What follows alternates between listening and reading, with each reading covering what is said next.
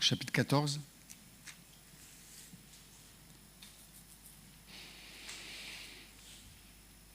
Je cherchais Oleg parce qu'hier, ils ont eu vraiment un temps, ils ont pu témoigner avec mon épouse, là. Dieu nous surprend des fois quand il amène des gens sur notre route et ils ont pu vraiment partager l'évangile vers des personnes qui naturellement ne l'auraient pas fait. Mais Dieu fait une œuvre, une belle œuvre. Donc c'est incroyable de voir juste disponible là où Dieu nous appelle. Et puis on voit que Dieu orchestre des choses qui vont au-delà de ce qu'on peut imaginer ou penser, dit l'Écriture. Et d'être là où, dans l'occurrence, c'est de donner des témoignages dans la rue et de rencontrer des gens qu'on ne connaît pas. C'est une belle occasion de semer et de rendre visible la vie de Dieu au-delà des quatre murs d'une église, d'un bâtiment. L'évangile a du sens que si on va vers les autres aussi. Et parce qu'on a reçu la vie éternelle, on a reçu la bonne nouvelle, c'est ça l'évangile, c'est-à-dire la bonne nouvelle. Et ce qui entretient la bonne nouvelle dans nos cœurs, c'est quand on la partage. Et c'est comme, je ne sais pas moi, un cours d'eau, tant qu'il il suit son courant et qu'il coule et qu'il se déverse, il y a beaucoup de vie dans ces courants d'eau. Vous prenez ce même courant d'eau, puis vous l'enfermez, vous l'empêchez d'avoir la source et vous l'empêchez d'être communicant, ça va devenir comme un étang et c'est là toutes les bactéries qui vont se créer, qui vont foisonner et la vie petit à petit va disparaître. Et nous en tant que chrétiens, nous sommes appelés à dépendre de la source, mais aussi à être des communicants de la vie de Dieu, de l'amour de Dieu, de l'évangile, la bonne nouvelle. Et si on ne le fait pas, si on ne le fait plus, on va lutter avec des bactéries en nous, des choses qui vont petit à petit amener qui vont éteindre la vie de Dieu en nous. Donc, nous, en tant que chrétiens, nous sommes à être appelés à être ces courants d'eau qui communiquent la vie de Dieu, la pensée de Dieu, l'évangile, quoi. D'accord ? Donc, l'évangile, ça ne doit pas s'arrêter à moi. Moi, qu'est-ce que Dieu va faire pour moi ? C'est moi que je m'aime, quoi. C'est pas l'évangile. L'évangile, c'est oui, ça me touche moi, ça me transforme moi, ça me guérit moi, mais comment cette vie est entretenue, c'est quand on la communique. Après, peu importe la réponse des gens, chacun est libre d'y répondre oui ou non, ou pas, ou des fois ça prend du temps, mais nous, on doit annoncer l'évangile. Et alors qu'on le fait, alors qu'on témoigne, vous allez voir combien le Saint-Esprit va témoigner à votre esprit. Les merveilles de Dieu, les profondeurs de Dieu. C'est vraiment, vraiment important. Vous savez, on est vraiment dans un monde, dans un temps de l'histoire qui est quand même exceptionnel. Mais je l'ai déjà dit, mais je tiens à le dire parce que c'est dans nos cultures occidentales, elles sont imprégnées de cet individualisme qui étouffe le courage, qui étouffe la compassion et l'empathie, qui étouffe... pourquoi ça étouffe ? Parce que si tu restes avec toi-même, comment tu peux pleurer avec les gens qui souffrent ? Comment Dieu peut te parler, te toucher de ce que les gens vivent ou aimeraient vivre ? Comment on peut être touché par Dieu, par les autres, si on reste avec nous-mêmes ? Et c'est vrai que c'est le piège de l'Occident, c'est ça. C'est que le christianisme, on l'a déjà dit, est devenu une culture qui fait que on peut perdre notre identité en vivant juste le christianisme comme une culture. Non, l'évangile, c'est une relation vivante avec un Dieu vivant. L'évangile, Jésus a dit, mais il est bon que je reparte vers le Père pour vous laisser une puissance, celle du Saint-Esprit, qui viendra sur vous. Et vous serez mes témoins. C'est ça la puissance de l'évangile. Vous serez mes témoins. Et ça, c'est extraordinaire d'être les témoins de Jésus-Christ. Wow. Des fois, on ne vit rien avec Dieu, mais juste quand on se met à l'endroit où on devient des témoins, il y a la puissance de Dieu qui se manifeste. Et il n'y a rien de pire dans la vie chrétienne que d'arrêter d'être un témoin. Donc c'est pour ça qu'on essaie de mettre des occasions. Il va y avoir le concert de Noël, mais tous les samedis, on va dans la rue, on va témoigner de ce Dieu-là vers des étrangers. Ça demande la foi. En plus, nous, en tant que Français, on ne va pas déranger les gens dans la rue. Mais mes amis, on ne dérange pas. Du moment où on n'oblige pas les gens. Mais on ne dérange pas les gens. On communique l'Évangile. Et Dieu va donner la créativité. Et Dieu va vous donner les mots. Dieu va vous donner la prière pour celui qui va parler. Mais vraiment, c'est important. Les autres religions, ils n'ont pas peur de parler. Les musulmans, ils parlent de leur religion. Ils n'ont aucun problème. Ils sont fiers d'être musulmans. Est-ce que vous êtes fiers d'être chrétiens? OK? Ben, allons. Et vous vous souvenez, dans l'Ancien Testament, il est dit qu'ils sont beaux les pieds de ceux qui annoncent la bonne nouvelle. Dans Éphésiens 6, quand il est parlé de la guerre spirituelle, parce qu'on ne lutte pas contre la chair et le sang, mais contre des principautés, des dominations. Dans ce monde invisible, il y a des dominations, il y a des démons, il y a des entités qui influencent d'une façon ou d'une autre. Des fois qui se manifestent même physiquement. Mais une des facettes de l'armure, c'est quoi? Les chaussures que donne le zèle de l'Évangile. Si le chrétien n'a plus cette chaussure-là, il ne peut plus aller sur le champ de bataille. Et tu es déjà perdant. Tu es déjà perdant. Vous vous souvenez le film, comment s'appelle le film avec Mel Gibson là? Le Patriote, voilà, le Patriote. À un moment donné, ils sont en réunion, et ils débattent, ils disent, est-ce qu'il faut s'engager dans la guerre? Et lui, il dit, non, jamais, il faut... ne vous engagez pas dans la guerre contre les Anglais. Et puis il y a quelqu'un qui l'interpelle, qui lui dit, je tiens à te dire que si tu ne vas pas te battre, c'est pas toi qui vas aller à la guerre, mais c'est la guerre qui va venir chez toi. Voilà. Et effectivement, ce qui va se passer, vous connaissez le film, c'est les Anglais viennent et puis vont tuer son fils, etc., etc. Et de la même façon, si nous ne partageons pas l'Évangile, il y a des choses qui vont prendre le dessus, qui vont prendre l'autorité dans nos vies. Et on va être occupé avec les détails de la vie, et comme on le disait jeudi au culte, si les chrétiens, on n'est pas en mission, on ne peut pas recevoir la provision de Dieu. Et regardez, Paul et Silas, ils vont être mis en prison, mais la prison ne va pas les emprisonner. Pourquoi? Parce qu'ils sont en mission. Et ils vont chanter, ils vont louer Dieu, et Dieu va amener un tremblement de terre, et la prison va s'ouvrir. Combien de chrétiens sont en prison, mais ils ne sont pas en mission? Et donc, ils restent en prison. Ils sont emprisonnés dans leur prison. Or, il n'y a rien qui peut emprisonner l'Évangile. Et donc, je vous encourage, et je dirais, je m'encourage, moi, à être à ces pieds qui sont beaux aux yeux de Dieu, qui annoncent la bonne nouvelle. Donc, la période est devant nous. Ouvrez votre cœur à Dieu. Et quand notre cœur est ouvert vers le Seigneur, qu'est-ce qui se passe? De l'abondance du cœur, la bouche va parler. Mais ça demande un acte de foi. Comme je l'ai dit, d'aller dans la rue ou de parler à des collègues ou à des voisins. Ce n'est pas naturel. Nous, on est des bons Français, nous. Nous, on est laïcs, nous. Nous, tu pries, tu fais ta petite prière à la maison. Non, je ne suis pas laïque, je ne suis pas... Non. Nous sommes enfants de Dieu. Et on a l'Évangile. D'accord? Donc c'était juste pour s'édifier ce matin, s'encourager. Mais on ne veut pas stagner dans nos vies. Proverbe 14, verset 10. Le cœur connaît ses propres chagrins, et un étranger ne saurait partager sa joie. La maison des méchants sera détruite, mais la tente des hommes droits fleurira. Telle voie paraît droite à un homme, mais son issue, c'est la voie de la mort.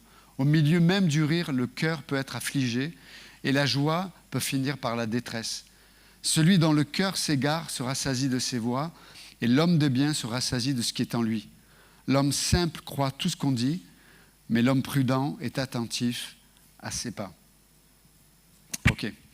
Donc il y a beaucoup de choses à dire, mais déjà le verset 10, il est dit que le cœur connaît ses propres chagrins. Et bien sûr, ça nous parle il y a plusieurs choses que ça sous-entend, mais la première chose que ça sous-entend, c'est que personne ne peut mesurer la souffrance. Enfin, je vais le dire autrement. Dans la souffrance, il y aura toujours de la solitude. Donc, n'attendez pas de mettre un standard ou un poids sur les autres en vous disant « il faut que les gens me comprennent ». Bien sûr, les gens peuvent avoir de l'empathie, de la compassion, bien sûr. Mais dans la souffrance, il y a une solitude. Et c'est ce qu'il dit là. Le cœur connaît ses propres chagrins. Il n'y a que toi qui peux mesurer, qui peut réaliser la profondeur de ce que tu vis. Et là, le mot chagrin, ça parle d'amertume, ça parle d'une tristesse morale, même spirituelle. Mais une chose intéressante, ce mot-là, chagrin, on le retrouve quelquefois dans l'Ancien Testament, mais la première occurrence, la première apparition de ce mot, c'est dans Genèse 26, 35. Et dans Genèse chapitre 26, verset 35, donc c'est le dernier verset du chapitre 26, il est parlé d'Isaac et de son épouse qui apprennent que Ésaü, leur fils aîné, va se marier avec des étrangères. Ce qui était interdit, parce que Abraham, l'héritage et les promesses de Dieu à Abraham devaient se faire par un héritage familial. Et donc, il devait se marier avec des membres du peuple élu, on va dire.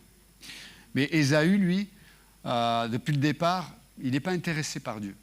Il est intéressé par ce que Dieu pourrait lui amener. Si Dieu m'amène de la richesse, si Dieu m'amène de la prospérité, ça m'intéresse. Mais si ça m'amène des galères, si ça m'amène des trucs qui ne m'intéressent pas, je vais faire à ma façon. Et depuis le départ, Ésaü a fonctionné comme ça. À l'inverse de Jacob. Alors Jacob, vous vous souvenez, son nom, ça veut dire magouilleur. C'est vrai que c'est un magouilleur. Mais Jacob, il y avait une qualité que n'avait pas Ésaü. C'est qu'il voyait de la valeur dans les promesses de Dieu. Pour lui, c'était le plus important. Donc là, dans ce chapitre 26, donc Isaac et son épouse voient que Ésaü va se marier avec des étrangères. Et la Bible dit que ça va amener un chagrin, une amertume dans leur âme. Pourquoi? Parce que leur fils, en prenant cette décision, c'est comme s'il se coupait des promesses de Dieu, il se coupait des bénédictions de Dieu. Voilà. Donc c'était quelque chose, vous imaginez. Et donc, le mot chagrin, ça parle de la tristesse qui est amenée par... là, en l'occurrence, ça parle d'une relation familiale, mais ce mot chagrin, ça parle de quelque chose dans lequel tu as investi du temps, tu as investi de l'énergie, tu as investi de l'amour, tu as investi des sentiments, tu as investi peut-être de l'argent. En tout cas, tu as investi dans quelque chose ou quelqu'un, tu as donné tout ce que tu avais pour cette personne, pour cette chose-là. Et là, le mot chagrin, ça parle de, malgré tout ton investissement, la personne ou la chose t'échappe. Elle fait le contraire de ce pourquoi tu as investi. Et c'est ça, c'est le mot chagrin, là. C'est cette amertume.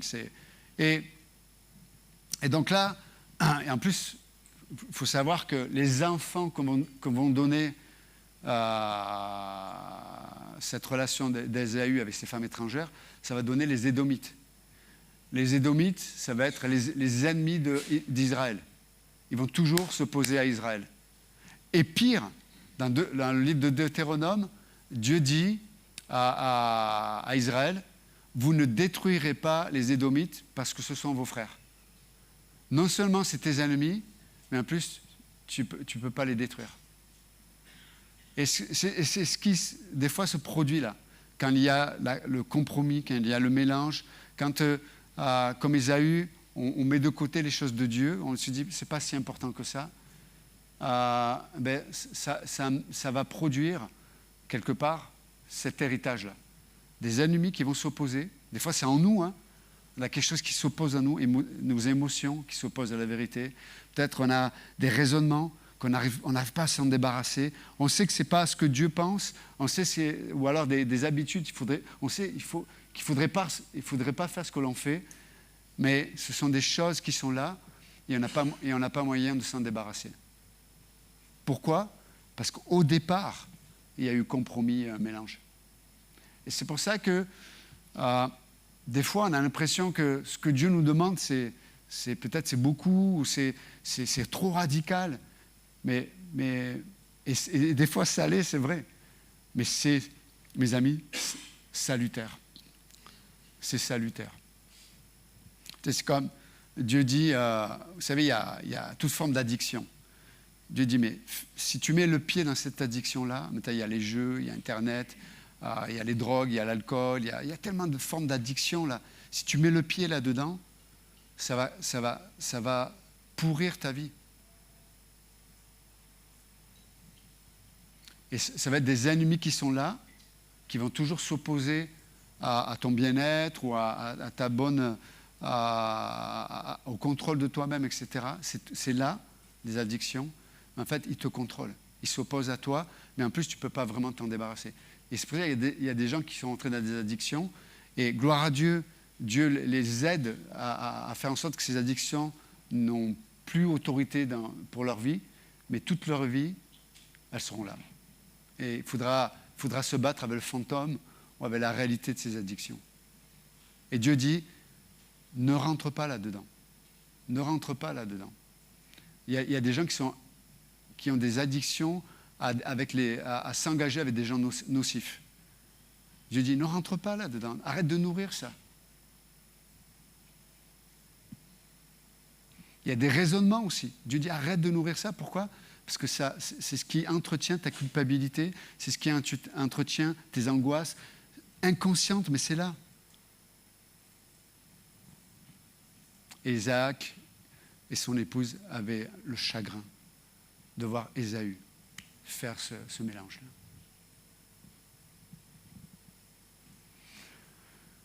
Et donc ça, c'est le contexte, là. Le cœur connaît ses propres chagrins. Et moi, je ne sais pas ce que vous vivez. Peut-être que vous avez, comme on vient de le dire, investi du temps d'investissement émotionnel, psychologique, de l'énergie, des années. Et là, en un instant, la chose ou la personne fait autre chose. Il dit, le cœur connaît ses propres chagrins. Wow. Et un étranger ne saurait partager sa joie. Et là, c'est intéressant parce que le contexte des mots là qu'on retrouve, c'est le mot joie, c'est le mot qu'on retrouve dans Deutéronome 28, verset 47, où il est dit que, vous savez, je vais dire ce matin, on fait un peu d'études scripturaires, mais dans le livre de Deutéronome, c'est le livre de la deuxième loi. Vous savez, la première génération est morte dans le désert des Juifs, parce qu'ils n'ont pas cru Dieu pour entrer dans le pays de la promesse. Mais la nouvelle génération est là, et Dieu réitère la loi. Et vous vous souvenez ce que Dieu demande à Moïse? Il demande à Moïse de mettre un homme sur une montagne élevée, puis un autre sur une autre montagne. Et une montagne représente la bénédiction, et une autre montagne représente la malédiction. Et Dieu énumère toutes les bénédictions liées à l'engagement d'Israël à suivre Dieu, mais il énumère aussi toutes les malédictions pour le peuple, s'il ne respecte pas ce contrat, ce lien qu'il y a avec Dieu. Et le Deutéronome 28, c'est la fin là, de la partie de la malédiction. Là. Et le mot joie, il est dans un contexte particulier. Si vous voulez tourner avec moi dans Deutéronome, est-ce que vous me suivez toujours ou c'est trop compliqué? Ou je ne suis pas clair? Ok. Votre réponse me montre que ce n'est pas clair, mais... Ok. On va essayer d'être clair. Donc là, on est en train d'essayer de comprendre la signification d'un mot. Deutéronome 28, verset 47.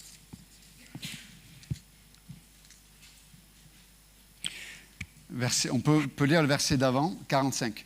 Toutes ces malédictions viendront sur toi, elles te poursuivront et seront ton partage, jusqu'à que tu sois détruit, parce que tu n'auras pas obéi à la voix de l'Éternel ton Dieu, parce que tu n'auras pas observé ses commandements et ses lois qu'il te prescrit.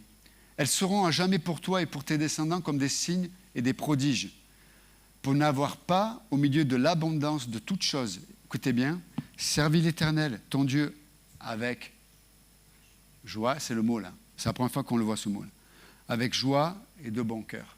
Wow. Donc, c'était pas simplement, pour Israël, c'était pas simplement d'observer des lois ou des choses à faire pour Dieu. Dieu regardait même pas tant à ça, il regardait qu'est-ce qu'il y a dans ton cœur.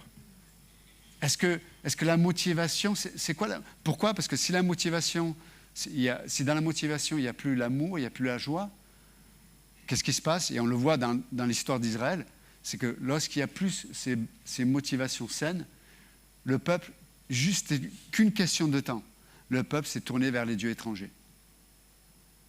Parce que nous sommes créés pour être passionnés. Oui ou non? Nous sommes créés pour être joyeux. Nous sommes créés pour aimer. Nous sommes créés pour vivre, oui, même d'exprimer des émotions pleines.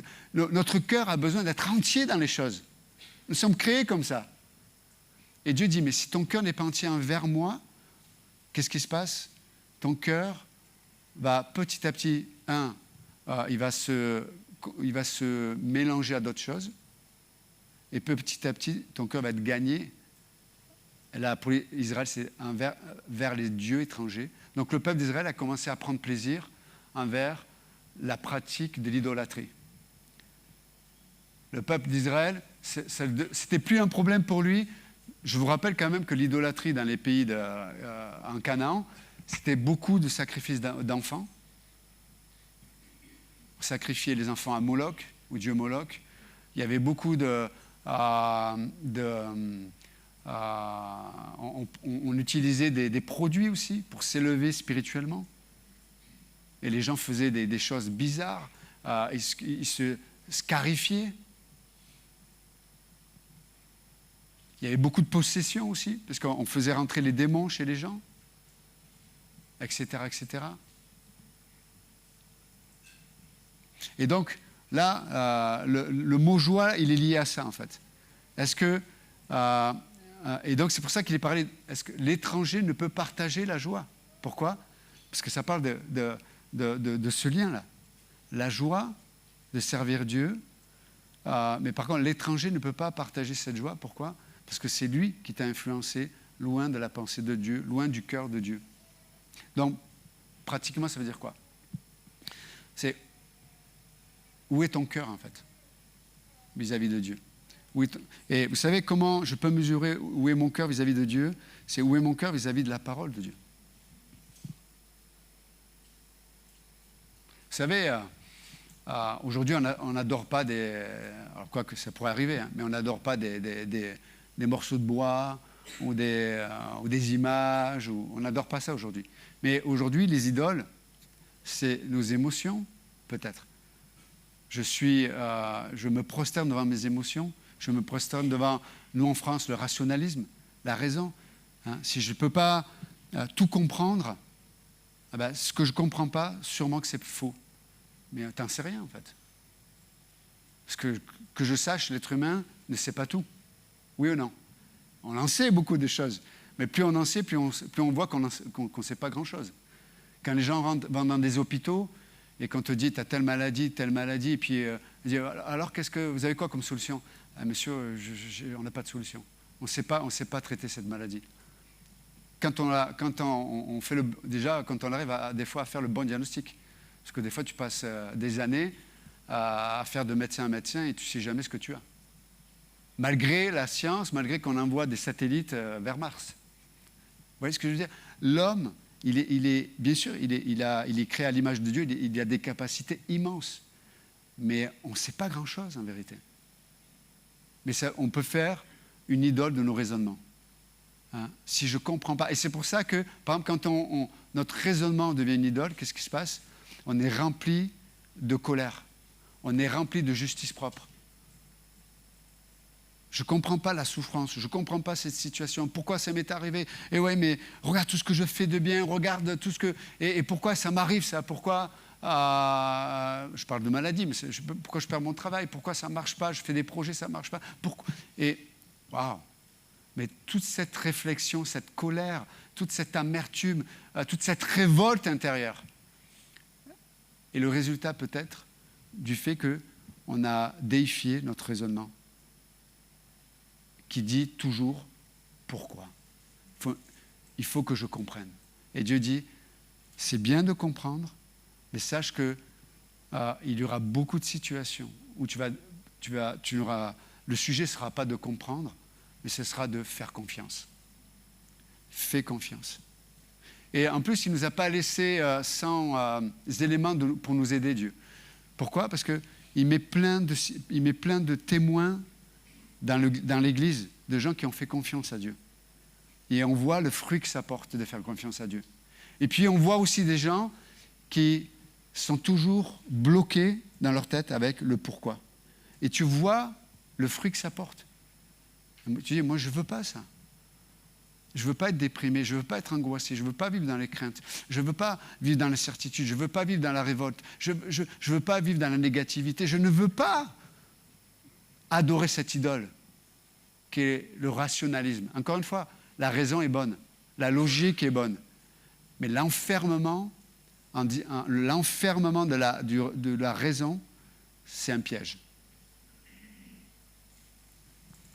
On n'aura pas toujours des réponses au pourquoi. Par contre, il y aura toujours la provision de Dieu qui te dira, je suis là. Je ne te dis pas pourquoi, mais je suis là. Je ne te dis pas pourquoi, mais je te porte. Je ne te dis pas pourquoi, mais je vais t'aimer, je vais te consoler, je vais te guérir, je vais t'appeler, je vais être patient avec toi, je vais réitérer ce que tu n'as pas compris hier, je vais te le rappeler, je suis là. Mais un étranger, c'est quelqu'un qui n'est pas associé à la pensée de Dieu, on ne partage pas la même joie. Vous êtes avec moi ou pas? Donc, le cœur connaît ses propres chagrins et un étranger ne saurait partager sa joie. La maison des méchants sera détruite, mais la tente des hommes droits fleurira. C'est intéressant parce qu'il fait un jeu de mots, là, l'auteur, en parlant de la maison des méchants. Là, le mot maison, c'est quelque chose, c'est un bâti qui est solide. Mais par contre, quand il est parlé de la tente des hommes droits qui fleurira, il parle d'une tente pour ceux qui sont nomades. Donc, c'est le même mot qu'on utilise dans le Pentateuque pour parler du tabernacle. Waouh! Donc, il y a l'homme droit qui établit un environnement où il trouve sa sécurité, où il trouve sa raison d'être, sa raison de vivre, mais loin de la pensée de Dieu. Voilà, je construis quelque chose de solide, là, c'est bon, je suis tranquille. Et Dieu dit, mais non, ça sera détruit. Pourquoi? Parce que Dieu n'est pas celui qui a construit cette maison. On l'a dit ce matin, pendant le temps de louange, l'Écriture dit que si l'Éternel te bâtit la maison, celui qui travaille en vain.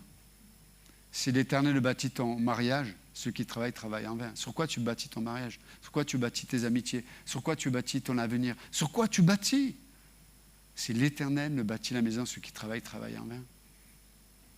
Et on prend tous les moyens de se sécuriser. Dit voilà, j'ai point 1, point 2, j'ai tout, j'ai tout, je suis tranquille. Et la Bible dit quoi? Ça sera détruit. Mais par contre, la tente des hommes droits fleurira. Pourquoi? Le tabernacle des hommes droits fleurira. Pourquoi? Parce que c'est Dieu qui est au centre. Vous savez, et imaginez-vous le peuple d'Israël qui suivait le tabernacle.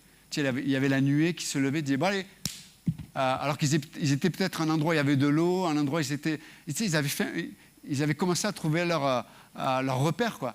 Et puis à un moment donné, la nuée arrivait, ça voulait dire, on part. Ah bon, mais on venait d'arriver, on part. Et ils suivaient la présence de Dieu. Waouh! C'est désécurisant de suivre la présence de Dieu, parce que des fois, il t'amène là où tu n'aurais jamais imaginé aller. C'est désécurisant parce que tous tes repères, des fois, ils sont renversés. C'est désécurisant de suivre Dieu. C'est désécurisant, mais partout où le peuple d'Israël est allé et que Dieu était au centre, ils ont eu la vie, ils ont fleuri. Et Dieu les a amenés à bon port. Vous entendez ou pas? Quand Dieu est le centre, là, il nous amène toujours au bon endroit.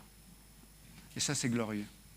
Donc, moi, je sais que je suis capable d'être ce méchant qui construit ou qui fait en sorte que je vais me sécuriser avec mes propres efforts, ma propre sagesse, mes propres capacités.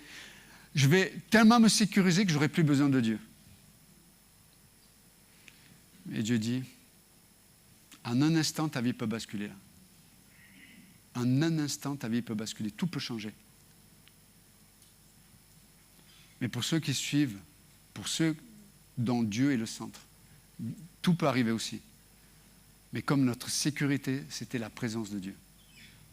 On va toujours expérimenter la consolation, on va toujours expérimenter l'assurance, on va toujours expérimenter la paix et le repos dans nos âmes. Même si au début, on est un peu agité, à un moment donné, parce qu'on est ces justes qui suivons le tabernacle de Dieu, notre cœur sera toujours gagné par Dieu. Ça, c'est glorieux. Ok, Seigneur, merci notre Dieu pour ta présence ce matin, merci pour ta parole. Que ce qui venait de toi puisse trouver une place dans nos âmes, dans nos vies, dans peut-être la direction, peut-être on est en recherche d'une direction. Des fois, il y a plein de carrefours, on ne sait pas quelle direction prendre. Mais Seigneur, la direction qu'on veut prendre, c'est la direction où toi, tu es le centre, où toi, tu es ma priorité, où je dépends de toi. Oui, c'est désécurisant de dépendre de quelqu'un d'autre, mais c'est tellement glorieux parce que tu es ce Dieu qui a manifesté un amour incomparable. Tu es ce Dieu qui a manifesté une puissance incomparable par la résurrection. Et tu es ce Dieu qui a manifesté une direction incomparable. Parce que c'est toi qui es venu nous saisir et c'est toi qui nous as donné la vie éternelle. Non, merci notre Dieu. Merci pour ta présence. Merci pour ton salut. Merci pour tout ce que tu nous proposes de vivre. Mais avec toi, par toi et pour toi. Merci notre Dieu. Bénis le reste de cette journée et que les paroles qui venaient de toi puissent être une semence qui nous porte tout le long de cette semaine. Dans le nom de Jésus, amen. Que Dieu vous bénisse.